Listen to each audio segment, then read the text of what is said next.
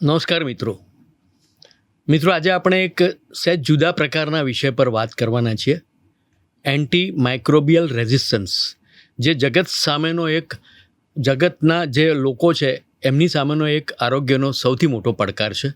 અને એ વિશે વાત કરવા માટે સ્ટુડિયોઝમાં ઉપસ્થિત છે ડૉક્ટર શિરાઝ શાહ, જેઓ એલજી ઇન્સ્ટિટ્યૂટ ઓફ ફાર્મસીના ડિરેક્ટર છે. અને આરોગ્ય એના વિશે કોઈ પણ વાત હોય એ એમના હૃદયની ખૂબ નજીક છે.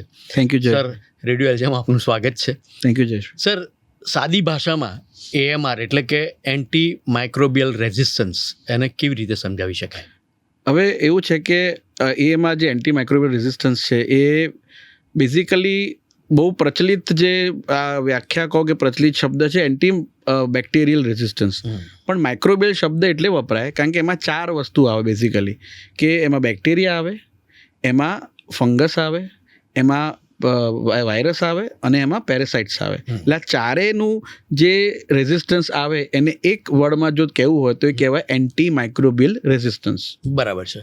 હવે સવાલ એવો થાય સર કે આ જે એએમઆર એટલે એન્ટી માઇક્રોબિયલ રેઝિસ્ટન્સ એ કોઈ પણ વ્યક્તિમાં ડેવલપ કેવી રીતે થાય?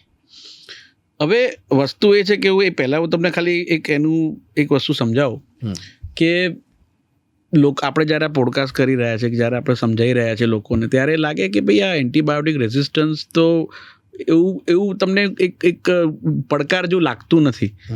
લોકોને મારે ખાસ એ વસ્તુ કે પડકાર એટલે છે કે હું ખાલી તમને એના એક સિમ્પલ સ્ટેટિસ્ટિક્સ કહી દઉં. ખાલી સ્ટેટિસ્ટિક્સથી આપણે શરૂઆત કરીને એની ગંભીર સમસ્યા કેવી છે સમજાવીએ. બિલકુલ સર. કે દર વર્ષે દુનિયામાં ખાલી એન્ટી માઇક્રોબિયલ રેઝિસ્ટન્સના કારણે, એમાં ઓબ્વિયસલી મોટો પાર્ટ એન્ટીબેક્ટેરિયલ રેઝિસ્ટન્સ છે, એમાં 7 લાખ લોકો વર્ષે ગુજરી જાય છે જસ્ટ બીકોઝ ઓફ એએમઆર.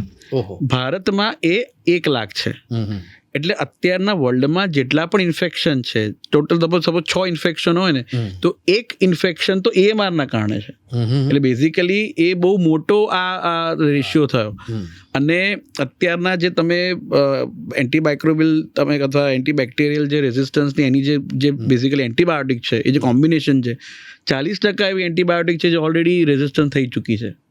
અને નવી કોઈ એન્ટીબાયોટિક અત્યારના આવી નથી રહી. છેલ્લા ઘણા સમયથી નવી એન્ટીબાયોટિક્સ શોધાઈ નથી. ઇવન લાસ્ટ લાઇન જે થેરપી છે એની સામે પણ આ રેઝિસ્ટન્સ બેક્ટેરિયા આવી રહ્યા છે. એટલે કહેવાનો મતલબ કે ઇન્ડિયામાં તો એ એટલું અત્યારના એ થઈ ગયું છે કે even newborn children 58,000 annually 58,000 newborn children પણ કંઈક એએમઆરની અસરના કારણે ગુજરી જાય છે.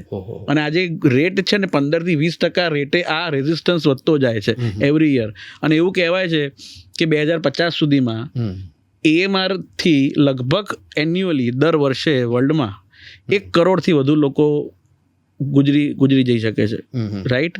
અને ઇકોનોમિક બર્ડન એ મોટું છે આનું. ઇકોનોમિક બર્ડનની વાત કરીએ 2050 સુધીનો એસ્ટિમેટ એવો છે કે આખા વર્લ્ડનું ગ્લોબલ $100 ટ્રિલિયન નો લોસ થાય. એટલે તમે હું કરોડમાં જો એનું કન્વર્ઝન કરું તો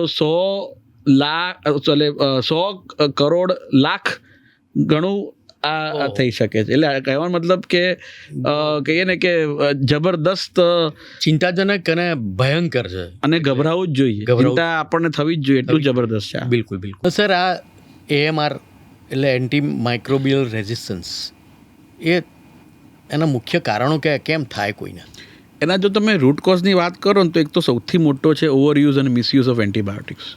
કે આપણે દરેક વસ્તુમાં, નાની વસ્તુમાં વધારે પડતો એન્ટીબાયોટિકનો ઉપયોગ, કે તમને કોઈ પણ નાની બીમારી થઈ એન્ટીબાયોટિક આપી દો ને, અરે શરદી થઈ એન્ટીબાયોટિક આપી દો ને, વાયરલ રોગ હોય તો એન્ટીબાયોટિક લઈ લો ને. હવે વાયરલ રોગ તો એન્ટીવાયરલ એનાથી જ મટે, પણ છતાંય આપણે વાત સાચી, સેકન્ડરી ઇન્ફેક્શન રોકવા માટે પણ વધુ પડતો જે યુઝ છે ને એનાથી બરમ થઈ ગયા છે બેક્ટેરિયા. કોઈ પણ વસ્તુનો તમે વધારે પડતો ઉપયોગ કરો ને, એક્સપોઝર આપો તો બરમ થઈ જાય, તો બેક્ટેરિયા પણ બરમ થઈ જાય. તો એક one of the root cause છે. પછી સેલ્ફ મેડિકેશન. ડૉક્ટર કે ના કે હું મારો ડૉક્ટર, અને એમ કરીને બધી જ એન્ટીબાયોટિક જાતે, કારણ કે પોસ્ટ કોવિડ હવે લોકોને નોલેજ વધતું જાય છે, તો સેલ્ફ મેડિકેશન ભયંકર એ છે કે આપણે પોતે તો બીજાને બીજાને કહે સાચી વાત છે. પછી છે બીજો એક વસ્તુ છે મારે ખાસ કહેવી છે, ઇનકમ્પ્લીટ કોર્સ. એ ઘણીવાર શું થાય કે સપોઝ હું તમને 10 દવાની એક સ્ટ્રીપ હોય, સવાર સાંજ લેવાની હોય એન્ટીબાયોટિક 5 દિવસ, તો ઘણીવાર શું થાય કે 72 કલાકે એટલે ત્રીજા દિવસે તમને સારું લાગે, તો લગભગ 5મો ડોઝ લે ને એટલે સારું લાગે તો છોડી દે. તો એનાથી સૌથી મોટો પ્રોબ્લેમ શું થાય છે કે એનાથી સુપર ઇન્ફેક્શન થાય. What is super infection? તમે વસ્તુ સમજવા જેવી છે કે મારી પાસે લગભગ આ બધા બેક્ટેરિયા હતા, 5 ડોઝ ગયા, સપોઝ 70% બેક્ટેરિયા મરી ગયા, 30% બચી ગયા કારણ કે તમે ડોઝ નથી લીધો, બંધ કરી દીધો. તો એ આગળ ગ્રો થાય અને એને 100% સુધી લઈ જાય. અને એ કેવા બને કે જે એ એન્ટીબાયોટિકથી રેઝિસ્ટન્ટ હોય. તો જે છોડવાની છે ને કે ડોઝ પૂરો ના કરવો, એ incomplete course is a very dangerous thing. I request all as a pharmacist કે તમને ડોઝ જે ડૉક્ટરે આપ્યો હોય એ પૂરેપૂરો ડોઝ કમ્પ્લીટ કરો. એ સિવાય અધૂરો છોડશો તો એ અધૂરો છોડ્યા પછી જે જૂની છે એની ઇફેક્ટ તો જતી રહેશે, નવી એવી પ્રોબ્લેમ થશે કે એનું સોલ્યુશન લાવતા તમને વધારે વાર લાગશે. બરાબર. એ તો ઇનકમ્પ્લીટ કોર્સ. પછી છે એગ્રીકલ્ચરલ યુઝ, કે ભાઈ પોલ્ટ્રીમાં કે તમે પશુપાલન કેન્દ્રમાં એટલા બધા એન્ટીબાયોટિકનો યુઝ છે કારણ કે તમારે ઈલ્ડ વધારે જોઈએ છે, કે ભાઈ તમારે એ કોઈ એકદમ સશક્ત લાઈવ સ્ટોક એવી રીતે જોઈએ છે કે જે તમે એને મીટને ટૂંકમાં તમે નોનવેજમાં એમને યુઝ કરી શકો. તો એનો જે એગ્રીકલ્ચરલ ગ્રોથ માટે જે અનનેસેસરી યુઝ છે એન્ટીબાયોટિક, એ પણ AMR કોન્ટ્રીબ્યુટ કરે છે. હોસ્પિટલમાં ઇન્ફેક્શન, કે હોસ્પિટલમાં ઘણા હોય તો હોસ્પિટલની અંદર એટલા બધા બેક્ટેરિયા અને વાયરસીસ હોય તો એના ત્યાં જ બહુ રેઝિસ્ટન્સ થઈ જાય. તો એ પણ હોસ્પિટલ મેનેજમેન્ટ છે ને એ પણ બહુ ઇમ્પોર્ટન્ટ છે કે જેનાથી ક્રોસ ઇન્ફેક્શન ને બધું ના વધે. જેથી ક્રોસ ઇન્ફેક્શનમાં જો રેઝિસ્ટન્ટ બેક્ટેરિયા કોઈને જતા રહ્યા તો it lead too many problem. અને બીજો એક પ્રોબ્લેમ છે lack of research and innovation, કે જેનાથી કોઈ નવી ડ્રગ, નવી એન્ટીબાયોટિક નથી આવતી. કે તમે વિચારો કે કાર્બાપેનામ અત્યારના એવી એન્ટીબાયોટિક છે કે પેનામ્સ જે લાગે સફિક્સ, એ બધી એવી છે કે જે લાસ્ટ લાઇન એન્ટીબાયોટિક છે, એનાથી ઉપર બહુ ઓછી છે જ નહીં. એની સામે પણ રેઝિસ્ટન્સ ચાલુ થઈ ગયો છે કારણ કે એનો પણ ઓવર યુઝ થતો જાય છે.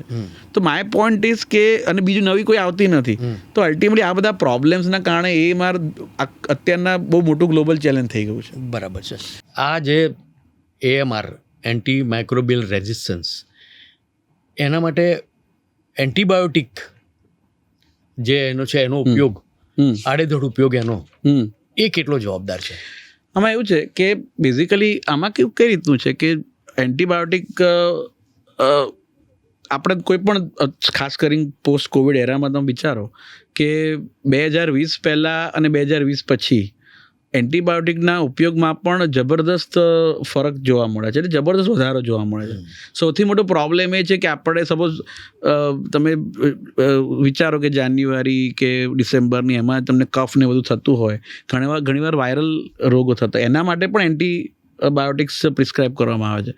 હા, સેકન્ડરી ઇન્ફેક્શન માટે જરૂરી છે કે તમે વાયરલ કોઈ પ્રોબ્લેમ થયો તો એના કારણે જે સેકન્ડરી બેક્ટેરિયલ ઇન્ફેક્શન, એના માટે એન્ટીબાયોટિક છે, પણ that should be the last resort, છેલ્લે વાપરવું છે. પ્રિવેન્ટિવ મેજર આપણે નથી લેતા, એના કારણે એટલો બધો યુઝ એનો વધતો જાય છે. એટલે તમે જે કીધું એ રીતે કે વધારે પડતો અને ખોટો જે યુઝ છે એન્ટીબાયોટિકનો જરૂરિયાત વગરનો, એ બહુ જ ઇમ્પોર્ટન્ટ ફેક્ટર છે ટુ ઇન્ક્રીઝ ધીસ થ્રેટ. અને AMR જે આખા વર્લ્ડમાં ફેલાઈ રહ્યો છે એમાં મહત્વનું કારણ વધારે પડતો અને ખોટો ઉપયોગ છે જ એન્ટીબાયોટિક. બરાબર છે. મિત્રો, આપણે ડૉક્ટર શિરાઝ શાહ સાથે વાત કરી રહ્યા છીએ AMR પર. સર, ધારો કે તમે વાત કરી કે અછડતી વાત તો કરી તમે કે આ કેટલું ડેન્જરસ છે અને શું ઉપાય કરવા જોઈએ. હવે એક સવાલ એવો થાય કે બચવું હોય અથવા તો આડેધડ ઉપયોગ ના કરવો, તો એક કારણ એવું પણ છે કે over the counter cell of antibiotics, કારણ કે ડૉક્ટરે પ્રિસ્ક્રાઇબ ના કર્યું હોય છતાંય લોકો પોતાની રીતે એનો ઉપયોગ કરતા હોય, એનો પણ આમાં ફાળો હશે. હું તમને એક નાની એની માહિતી આપી દઉં કે આ ઇમ્પોર્ટન્ટ એટલું બધું છે ને એના કારણે સેન્ટ્રલ લેવલે પણ આના વિશે ઘણી બધી શું કહેવાય ચિંતા થઈ રહી છે.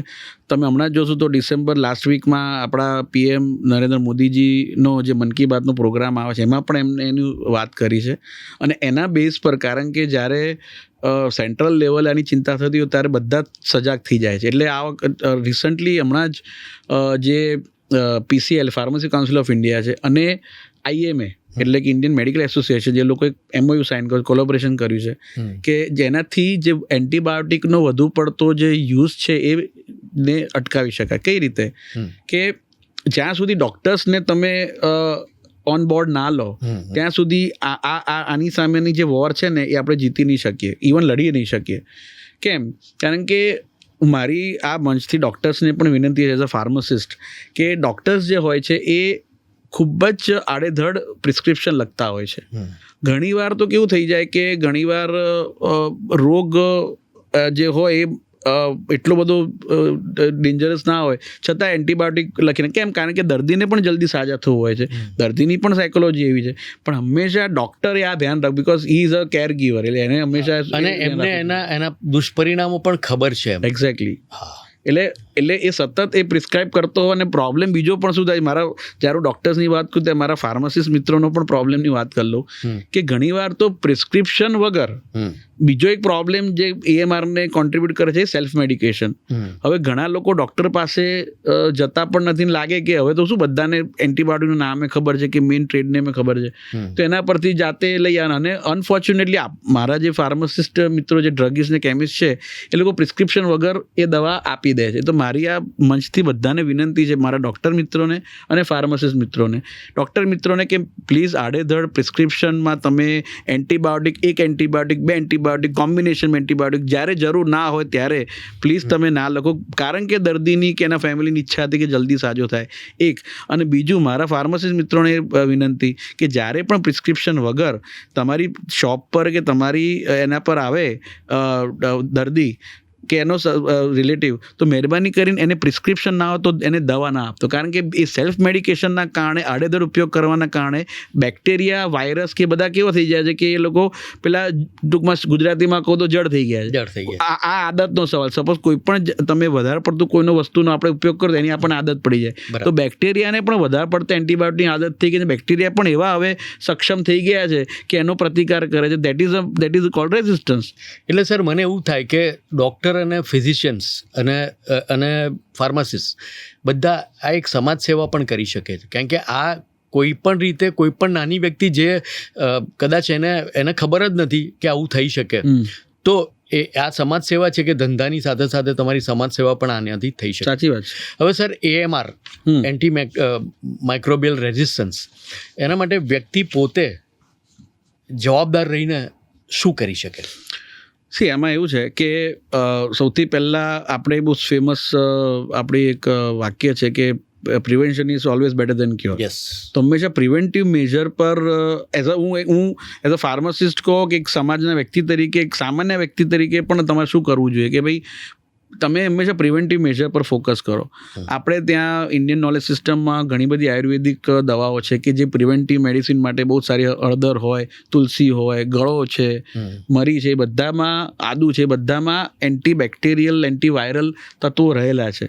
તો જો સતત એનું જો સેવન કરવામાં આવે તો તમે એને પ્રિવેન્ટિવ, એટલે હાઇજીન ને હેલ્થની દૃષ્ટિએ જો તમે પ્રિવેન્ટિવ મેજર રાખશો તો તમને એવો કોઈ રોગ ઓછો થશે કે એની તીવ્રતા ઓછી થશે કે જેથી તમારે એન્ટીબાયોટિક સુધી પહોંચવાનું જરૂર નહીં પડે. બરાબર. એટલે અલ્ટિમેટલી તમારે હેલ્થ પ્રિવેન્ટિવ મેજર રાખવા જોઈએ.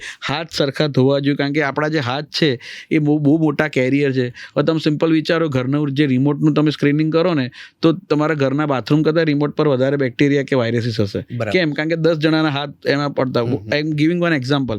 તો સતત તમે હાથ જો ધોશો, સતત આ રીતે પ્રિવેન્ટિવ મેજર, હાઇજીનનું ધ્યાન રાખશો તો ચોક્કસ આનો આપણે પ્રતિકાર કરી શકીશું. અને mobile sir, yes 100%, yes, you are absolutely right. Mobile, yes, મોબાઈલનો સ્ક્રીન પણ તમારે સાચી વાત સાફ કરવો જોઈએ. સાચી વાત. આ સિવાય સર તો કે હેલ્થ વધારે સારું રહે એના માટેના જે પ્રયત્નો છે, સનલાઇટ લેવું જોઈએ, એક્સરસાઇઝ કરવી જોઈએ, એટલે તમારો અલ્ટિમેટલી રેઝિસ્ટન્સ વધે, તો તમારે એન્ટીબાયોટિક્સની જરૂર ઓછી પડે. એટલે ઇમ્યુનિટી, અલ્ટિમેટલી તમારી ઇમ્યુનિટી તમે જો વધારવાના જેટલા પ્રયાસો થઈ શકે તો સપોઝ વિટામિન સી સપ્લિમેન્ટ છે, તમે જે વિટામિન ડીની વાત કરી, આ બધા જ જે સપ્લિમેન્ટ્સ કહો કે આ બધું જ જે તમારા રૂટીનના પાર્ટ છે એ તમે પ્રોપર કરશો ને તમારી ઇમ્યુનિટી ડેવલપ કરશો ને તો AMR સામે ચોક્કસની તમે લડત કરી શકશો. બરાબર છે. અને ઘણી બધી વાર લોકો ખાલી વજન ઉતારવા માટે એનો ઉપયોગ કરતા હોય છે કે ભાઈ એની પર કોન્સન્ટ્રેટ વધારે કરતા હોય છે, એના કરતાં રેઝિસ્ટન્સ વધે અને તમારી રોગ પ્રતિકારક શક્તિ વધે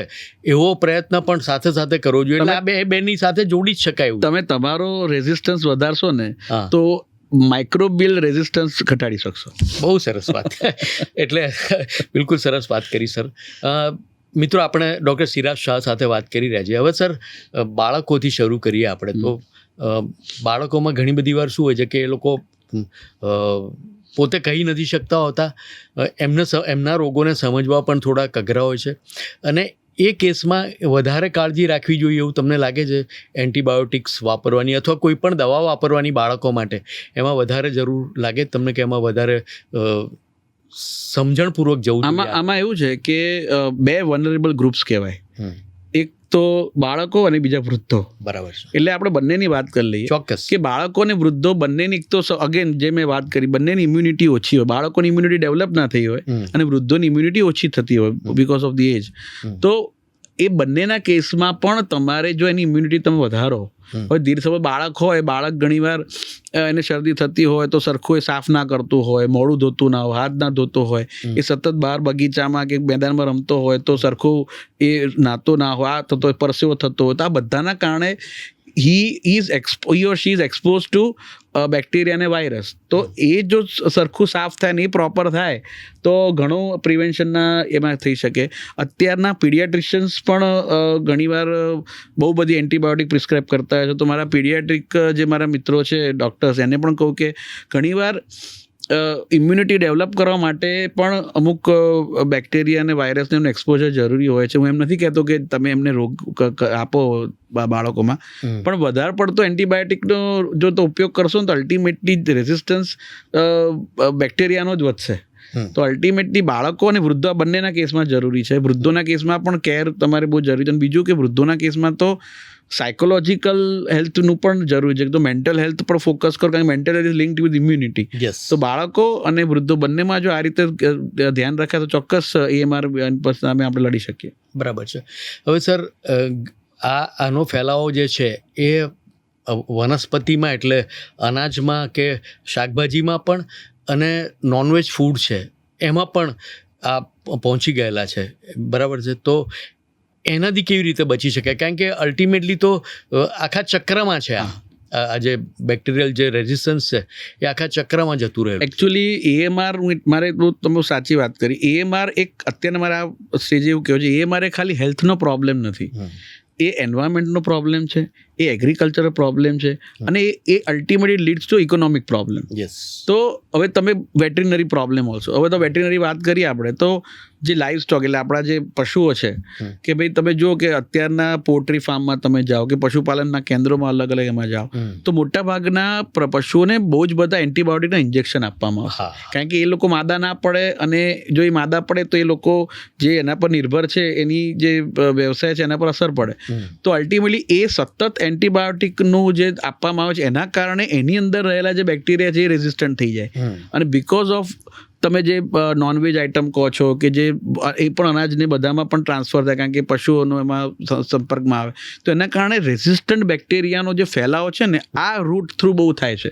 બરાબર. તો આ રૂટનો પણ કંટ્રોલ કરવાની બહુ જ જરૂર છે કે ભાઈ એનિમલ્સ, હવે અત્યારે તમે જોશો ને યુએસને બધામાં તો ચળવળ ચાલે છે, ડેવલપ કન્ટ્રી, ઇન્ડિયામાં હવે ચાલુ થઈ ગયું કે એન્ટીબાયોટિક ઇન્જેક્શન વાળું કોઈ પણ નોનવેજ કે કોઈ પણ દૂધ કે કોઈ પણ એવો animal source as a food ઉપયોગ ના કરો, કે હોર્મોન વાળો કે એન્ટીબાયોટિક વાળો. તો અલ્ટિમેટલી હવે એન્ટીબાયોટિક પ્રત્યે જાગૃતિ વધતી જાય છે, ખાસ કરીને એગ્રીકલ્ચરલ અને વેટરીનરી સેન્સમાં, કારણ કે અલ્ટિમેટ આ બધું જ તમારા એન્વાયરમેન્ટને પણ અસર કરે છે, અને એ કોઈ બચી નહીં શકે, કારણ કે તમે એકથી બચશો તો બીજું આવશે. યસ. અને ધારો કે સર દૂધાળા જે પ્રાણીઓ છે એમાં તમે જે કીધું એ વાત, કે પોલ્ટ્રી ફાર્મમાં જેટલી લાગુ પડે છે એટલી ત્યાં પણ લાગુ પડે છે, કે જેમાં એ લોકો વધારે દૂધ માટે ઇન્જેક્શન આપતા હોય છે.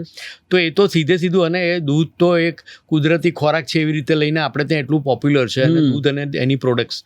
તો આના માટે જવાબદારીપૂર્વક કેવી રીતે વર્તવું જોઈએ એની પણ આપણે વાત કરી લઈએ. હા, એટલે અલ્ટિમેટલી એ જ વસ્તુ છે કે ગવર્મેન્ટના ઇનિશિયેટિવ્સ બધા ઘણા બધા છે, આપણે આગળ વાત કરીશું. પણ જે અત્યારના ગવર્મેન્ટ, મેં ના કીધું જે રીતે પીએમ પોતે એમાં રસ લે છે અને જે અલગ અલગ જે રેગ્યુલેટરી એજન્સી છે એ બધાએ એકબીજા સાથે હાથ મિલાયા છે. એટલે આમાં પણ જે એસોસિએશન્સ છે, જે પશુપાલન કેન્દ્ર બધા જે એસોસિએશન છે, એ લોકોએ પણ આને સિરિયસલી લીધું છે. અને ખાસ મેં ના કીધું કે એન્ટીબાયોટિકનો ઉપયોગ એ ગાય ભેંસ ને એ બધામાં, અને એ બધો કે તો ઓછો થાય એના માટે નોટ ઓનલી સ્ટેટ લેવલ પણ સેન્ટ્રલ લેવલે પણ બધા ઘણા બધા નિયંત્રણો રેગ્યુલેશન્સ બધા આવી રહ્યા છે. તો આ રીતે અત્યારના કામ ચાલુ થઈ ગયું છે એના વિશે. બરાબર છે. મિત્રો, આપણે સિરાજ શાહ સાથે વાત કરી રહ્યા છે. સર, આમ તો કોઈ પણ એન્ટીબાયોટિક લે એટલે એની સાઈડ ઇફેક્ટ પણ હોય જ. Yes. અને બીજો એક જે એનું રેઝિસ્ટન્સ એમનેમ પણ વધે, તમે લીધી હોય એ વખતે પણ વધે, એ પણ સાયન્ટિફિકલી પ્રૂવ થયેલું છે. હવે સર, તમે અછડતી વાત કરી હોસ્પિટલના બગ્સની, તો એમાંનો એક સૌથી મોટો બગ છે એ સુડોમોનાસ, જેને બહુરૂપિયા કહે છે ગુજરાતીમાં. આવા જે બગ્સ છે એની પણ આપણે વાત કરીએ, જેથી શ્રોતા મિત્રોને, દર્શકોને મજા આવશે સાંભળવા. એકચ્યુઅલી WHO પ્રમાણે એ લોકો એક એક્રોનિમ બનાવ્યું છે એસ્કેપ, એટલે ESKAPE. એટલે આ જે 6 જે સેટ ઓફ જે બેક્ટેરિયાને એ છે એ બહુ જ સુપર બગ્સમાં કન્વર્ટ થઈ રહ્યા છે. કયા કયા? એન્ટેરોકોકસ, એસ ઓરિયસ એટલે સેફાલોકોકસ ઓરિયસ, ક્લેપ્શેલ્લા, એસિનેટોબેક્ટર, સુડોમોનાસ જે તમે બહુરૂપિયા વાત કરીએ, અને એન્ટેરોબેક્ટર. હવે આ 6 છે એ સુપર બગ્સની એમાં આવે છે. અમુક તમને ઇન્ડિયા અને ગુજરાતના કોન્ટેક્સમાં કહો, gonorrhoea. Gonorrhoea is a STD, that is a sexually transmitted disease. ગોનોરિયાના જે બેક્ટેરિયા છે અત્યારના બધી જ બેક્ટેરિયા એન્ટીબાયોટિકથી રેઝિસ્ટન્ટ બતાવે છે. ગોનોરિયા પછી સૌથી ફેમસ આપણું ઇન્ડિયા લેવલે ગણો તો ટીબી. તો MDR TB એટલે મલ્ટી ડ્રગ રેઝિસ્ટન્ટ TB એટલું બધું વધી રહ્યું છે કે જે સૌ આઇસોનિયાઝ, રિફામ્પિસ જે ફર્સ્ટ લાઈન હતી જ હોય, તો એનો તો એવું રેઝિસ્ટન્ટ થઈ ગયું છે કે જે દવા તમારી ટીબીની 6-9 મહિને ટીબીનો મટાડતી હતી, એને હવે 18 થી 24 મહિના લાગે છે, 2 વર્ષ. એટલે MDR TB. પછી NDM1 કરીને એક જીન છે જે પણ સુપર બગ્સને ક્રિએટ કરે છે. NDM1 એટલે ન્યૂ દિલ્હી મેટાલોબીટા લેક્ટામેઝ બેક્ટેરિયા, કે જે ન્યૂ દિલ્હી 2008માં એ શોધાયો હતો. એટલે દિલ્હીમાં મળેલો NDM1 એ હવે વર્લ્ડ લેવલે ફેલાઈ ગયો, ટ્રાવેલ કરી દીધું છે. રાઈટ. પછી કેન્ડિડા ઓરિસ, એક ફંગસની વાત કરીએ. કેન્ડિડા ઓરિસ એ પણ એક ફંગસ છે કે જે પણ હવે એ એના જેટલા પણ મ્યુકોનાઝોલ કે ફ્રુકોનાઝોલ કે જે આવા બધા એઝોલ બેઝડ જે એન્ટીફંગલ છે એની રેઝિસ્ટન્સ થઈ ગયું. તો આ બધા જ સુપર બગ અત્યારના એવા આવી રહ્યા છે કે એના માટે ના નવી દવા નવી એન્ટીબાયોટિક બની રહી છે અને જૂની નથી. તો આ બધો બહુ મોટો અત્યારના પ્રોબ્લેમ. ટીબીમાં તમે વાત કરીએ તો અત્યારના 1.5 લાખ કેસીસ એન્યુઅલી બને છે MDR TBના, મલ્ટી ડ્રગ રેઝિસ્ટન્સના. તો ઇટ ઇઝ અ વેરી બહુ મોટો પ્રોબ્લેમ છે. બરાબર છે. એટલે સરકાર માટે પણ સર આ જે છે એ સમસ્યા બહુ મોટી હશે. તો સરકારે કોઈ આમાં પોતાનો કોઈ પ્રોજેક્ટ કોઈ ટાઈમલાઈન નક્કી કરીને શરૂ કર્યું હોય એવું ખરું? કેવું છે કે સરકાર એ, અને કારણ કે આ ગ્લોબલ ચેલેન્જ છે, તો વિશ્વની દરેક સરકારે આના માટે કામ કર્યું છે. હમણાં જ નવેમ્બર 18 થી 24 નવેમ્બર સુધીમાં WHOએ વર્લ્ડ AMR અવેરનેસ વીકની ઉજવણી કરી. ડિસેમ્બર લાસ્ટ વીકમાં મન કી બાતમાં આપણા પ્રાઇમ મિનિસ્ટરે આને એક બહુ મોટો થ્રેટ તરીકે ગણાયો, ને એના માટે એમણે ઘણી બધી સજેશન્સ પણ આપ્યા છે. હવે ગવર્મેન્ટે ઇનિશિયલી 2017 થી 21નો એક પ્લાન બનાવ્યો હતો, ફર્સ્ટ પ્લાન, કે જે ફ્રેમવર્ક હતું પોલિસી ઓરિએન્ટેડ AMR સામે, પણ એ ઇમ્પ્લિમેન્ટેશનના સ્ટેજે ના આવ્યો. હવે જે આંકડા આવી રહ્યા છે રિસન્ટ, તમે પોસ્ટ કોવિડ ને બધાના આંકડા તમે જુઓ તો છેલ્લા 2-3 વર્ષમાં એવા આંકડાના કારણે સરકારે હવે બીજો એક પ્લાન બનાવ્યો છે. એને કહેવાય છે NAP AMR 2.0, that is national action plan. NAP national action plan antimicrobial resistance 2.0. 1.0 જે હતું એ પોલિસી ફ્રેમવર્ક હતું, દેટ ઇઝ ફ્રોમ 17 to 21. આ 25 થી 29 સુધીનો એક પ્લાન છે જેને આ કહેવાય છે. અને એના 6 પિલર્સ છે. 6 પિલર્સ ખાસ હું દર્શક મિત્રોને કહીશ તમારે.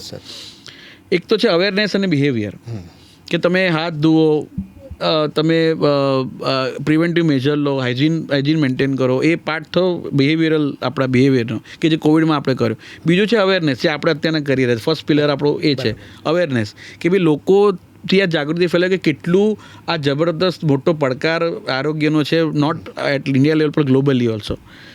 દેટ ઇઝ અવેરનેસ અને બિહેવિયર ફર્સ્ટ પિલર. બીજું છે સર્વેલન્સ અને લેબ સ્ટ્રેન્થનિંગ, કે ભાઈ પ્રોપર લેબ્સ ને પ્રોપર અલગ અલગ જગ્યાએ કે જ્યાં આનું ડાયગ્નોસિસ ને બધું થાય છે, તો એને કેવી રીતે સ્ટ્રેન્થન કરવી કે જેનાથી AMR પર કંટ્રોલ લાવી શકાય, સર્વેલન્સ અને એના મુદ્દે. પછી IPC એટલે infection prevention and control, IPC જેને કહેવાય, કે ઇન્ફેક્શનને પ્રિવેન્ટ કેવી રીતે કરવું, એના જે મેજર્સ છે કે ડૉક્ટર સાથે હોસ્પિટલ્સમાં વાત કરીને કેવી રીતે એનું કંટ્રોલ કરો, એ થર્ડ પિલર છે.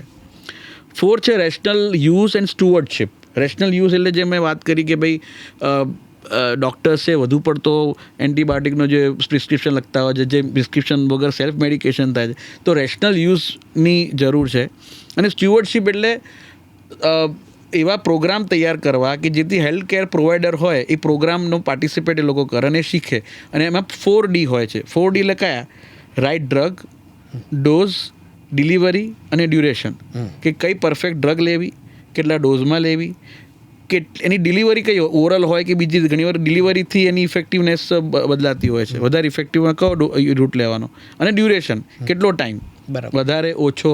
હવે તમે એક વસ્તુ ઓબ્ઝર્વ કરો, ડ્યુરેશનનું એક એક્ઝામ્પલ આપું તમને, કે અત્યારે એઝિથ્રોમાઇસિન છે, પહેલાં 3 જ દિવસ લેવામાં આવતી હતી, હવે 5 દિવસ થઈ ગઈ બિકોઝ ઓફ ધીસ રેઝિસ્ટન્સ. તો અલ્ટિમેટલી આ તમારો 4th રેશનલ યુઝ અને સ્ટુઅર્ડશિપ 4th પિલર હતો. 5th છે very important R&D and innovation, research and development. હવે આ AMR તો છે જ, હવે તમે પ્રિવેન્શનના સેન્સમાં તમે ગમે તેટલું કરો, રાઈટ, પણ જો તમે નવી કોઈ એન્ટીબાયોટિક શોધો નહીં, રિસર્ચમાં ના કામ કરો, તો એ પ્રોબ્લેમ થાય. તો એ રિસર્ચ અને ઇનોવેશનમાં પણ સરકારનું ફોકસ છે. અને 6th સરકાર પોતે, ગવર્નન્સ અને કોર્ડિનેશન, કે આ બધા જે કામ બરાબર ચાલે છે એનું કોર્ડિનેશન પ્રોપર થાય. અલગ અલગ ડિપાર્ટમેન્ટ, જે આપણે વાત કરીએ, વેટરીનરી ડિપાર્ટમેન્ટ હોય, એગ્રીકલ્ચર હોય, એન્વાયરમેન્ટ હોય, ફાઇનાન્સ ડિપાર્ટમેન્ટ હોય, આ બધાનું પ્રોપર કોર્ડિનેશન અને ગવર્નન્સ મોડલ આપવાનું. એટલે આ 6 જે પિલર મેં તમને કીધા, એના પર સરકાર not only on policy based, પણ આના પર સરકાર એ ઇમ્પ્લિમેન્ટેશન બેઝ પર જબરદસ્ત અત્યારે કામ શરૂ કરી દીધું. ને એમાં જ ભાગરૂપે જે મેં એમ કીધું કે જે ફાર્મસી કાઉન્સિલ ઓફ ઇન્ડિયા, ખાસ કરીને આપણા ગુજરાતમાં GSPC જે છે, Gujarat state pharmacy council, IM, એ બધા લોકો એકબીજાના કોન્ટેક્ટમાં છે અને સતત આ ફાર્માસિસ્ટ મિત્રોને પ્રિસ્ક્રિપ્શન વગરની દવા ના આપવા, એન્ટીબાયોટિક ના આપવા માટે, ડૉક્ટર્સ જે અનનેસેસરી પ્રિસ્ક્રાઇબ ના કરવા માટે, અને આ બધી જ એક જે ઇકોસિસ્ટમ છે, હેલ્થની ઇકોસિસ્ટમ, એને મજબૂત કરવાના બધી જ રેગ્યુલેટરી સંસ્થાઓ પણ છે, એ અત્યારે બહુ સઘન પ્રયાસ કરી રહી છે. બિલકુલ. એટલે સર, આમ કહીએ તો સામાન્ય વ્યક્તિથી શરૂ કરીને જે પ્રોફેશનલ્સ છે જે આમાં કામ કરે છે, દરેક જણાએ જવાબદારીપૂર્વક વર્તવું પડે, તો જ આ જે ચેલેન્જ છે, વૈશ્વિક ચેલેન્જ છે, એનો આપણે સામનો કરી શકીશું. નહીં તો આવનારા દિવસોમાં મુશ્કેલીઓ વધારે વધશે. તમારું શું કહેવું છે? હું એક વસ્તુ ખાસ એ કહીશ કે ભાઈ, આપણે જ્યારે એન્ટીબાયોટિકની વાત કરીએ ત્યારે એલેક્ઝાન્ડર ફ્લેમિંગનું નામ આપણે યાદ કરીએ છીએ. તો 1928માં પહેલી એન્ટીબાયોટિક પેનિસિલિનની શોધ થઈ. હવે જો આના પ્રત્યે આપણે જે ચર્ચા કરી, કે જે ગવર્મેન્ટ કરી રહી છે, કે જે બીજા હેલ્થકેર પ્રોવાઈડર કરે, એ જો એ સિરિયસનેસથી અને સિન્સિયરિટીથી વર્ક નહીં કરે, તો તમે સમજો કે આપણે 1900ની જે સદી હતી, 1919મી સદીમાં જતા રહીશું આપણે. કેમ? કારણ કે એન્ટીબાયોટિકનું મહત્ત્વ એ છે કારણ કે એન્ટીબાયોટિક છે, કે જે એ એન્ટીબેક્ટેરિયા કે એન્ટીવાયરલ છે. જો એ એન્ટી બનવાનું જ કામ મૂકી દેશે તો પછી એન્ટીબાયોટિક શોધાનો કોઈ મતલબ નથી. તો આપણે એ જૂના યુગમાં જવા માંગીએ છીએ. તમે વિચાર કરો, નાનું એક સિમ્પલ તમે શરદી હોય કે સિમ્પલ તમે UTI એટલે યુરિનરી ટ્રેક ઇન્ફેક્શન કરો, એનાથી પણ તમે મરી શકો જો તમે AMR પર ફોકસ ના કરો તો. બરાબર છે. તો અત્યારના ચેલેન્જ એ જ છે. ઇવન તમે કેન્સરના એમાં પણ બધી ઇમ્યુનિટી તમારી ડાઉન થાય, તો એમાં માટે પણ તમારે બીજી બધી એન્ટીબાયોટિક જરૂર પડે. તો એન્ટીબાયોટિકનો ઉપયોગ ઘણી બધી જગ્યાએ છે. ખાલી એક આપણા રૂટીનમાં યુઝ નથી, એ હોસ્પિટલમાં એનો યુઝ વધારે છે, કેન્સર પેશન્ટમાં વધારે છે, ઘણો બધો એ છે. જો આના પર ફોકસ આપણે નહીં કરીએ, ઓર્ગન ટ્રાન્સપ્લાન્ટ થવું તો એનામાં થાય, ICU હોસ્પિટલમાં થાય, સર્જરી રિસ્કી બની જાય જો એન્ટીબાયોટિક વર્ક ના કરે તો. નાના બાળકોની વાત કરીએ તો નાના બાળકો નાનું પણ ઇન્ફેક્શન થાય જો એન્ટીબાયોટિક પ્રોપર નહીં વર્ક કરે જ્યારે જરૂર પડે ત્યારે તો પછી કોઈ મતલબ નથી. તો અલ્ટિમેટલી આ બધાએ સાથે મળીને આના પર કામ કરવું પણ અધરવાઇઝ શું થશે કે આપણે જો એન્ટીબાયોટિકને આજે નહીં બચાવીએ તો કાલે એન્ટીબાયોટિક આપણે નહીં બચાવી શકે. બરાબર છે, બિલકુલ સાચી વાત છે. અને સર એટલે વ્યક્તિએ એવું ટાર્ગેટ રાખવું જોઈએ કે મારે હું ઓછામાં ઓછી એન્ટીબાયોટિકનો ઉપયોગ કરવા વાળી જીવનશૈલી છે એ હું ડેવલપ કરું અને રેઝિસ્ટન્સ વધારું મારો, અને મારે જરૂર પડે ત્યારે જ હું લઈશ તો કદાચ કોઈક રીતે બચી શકાય. અને એવી દરેક જણે પેલી પ્રતિજ્ઞા લેવી પડે. અને બીજું કે પ્રોપર ડાયગ્નોસિસ થાય અને બહુ જ ઇમ્પોર્ટન્ટ પ્રોપર વેક્સિનેશન લો. આ મુદ્દો એ બહુ ઇમ્પોર્ટન્ટ છે કે નાના હોય તો આપણે વેક્સિન લઈએ છીએ, મોટામાં પણ ઘણી વેક્સિન્સ આવે છે. તો અલગ અલગ એજમાં જે વેક્સિન હોય એ વેક્સિનેશન પ્રોપર કરશો તો આપણી ઇમ્યુનિટી બૂસ્ટ થશે. તો vaccination is also very important. Yes, very important. ખૂબ સરસ સર, તમે સાચી રીતે જેને કહેવાય કે ફાર્મસી અને આરોગ્ય એટલે માણસનું આરોગ્ય એમાં તમારો રસ છે એ તમે તમારી વાતોથી પણ બહુ સરસ રીતે વ્યક્ત કરો. રેડિયો એલજે વતી હું આપનો આભાર માનું છું કે તમે આ સરસ પોડકાસ્ટ રેકોર્ડ કર્યું. બસ થેન્ક યુ, તમે આ પ્લેટફોર્મ આપ્યું. પણ મારે ખાસ એક વાત એ કહેવી છે કે એન્ટીબાયોટિકની જે શોધ છે ને એ ભગવાન સમાન છે એમ કંઈ ચાલે હેલ્થની દ્રષ્ટિએ. પણ આ જે આશીર્વાદ છે ને એ અભિશાપમાં ના બદલાઈ જાય એના માટે આપણે બધાએ સતત પ્રયત્નો કરવા પડશે. જો આપણે પ્રયત્ન નહીં કરીએ તો આપણે બહુ જ મોટી મુસીબતમાં મુકાઈ જઈશું. એટલે આ સવાલ ડરાવવાનો નથી પણ આ સવાલ સમજવાનો છે. તો આઈ રિક્વેસ્ટ ઓલ ઓફ યુ કે આ પોડકાસ્ટ દરમિયાન જે આપણે વાતો તમે ફેલાવો, જાગૃતિ ફેલાવો. આપણા એલજેના સ્ટુડન્ટ્સ હોય કે બહારના સ્ટુડન્ટ્સ હોય, પ્લીઝ એ જાગૃતિ ફેલાવો, કારણ કે આ જાગૃતિ અત્યારના હેલ્થના દ્રષ્ટિએ સૌથી ઇમ્પોર્ટન્ટ છે. તો યસ, આનું ખાસ પ્રોપોગેશન થવું જોઈએ. Thank you sir. Thank you so much. Thank you.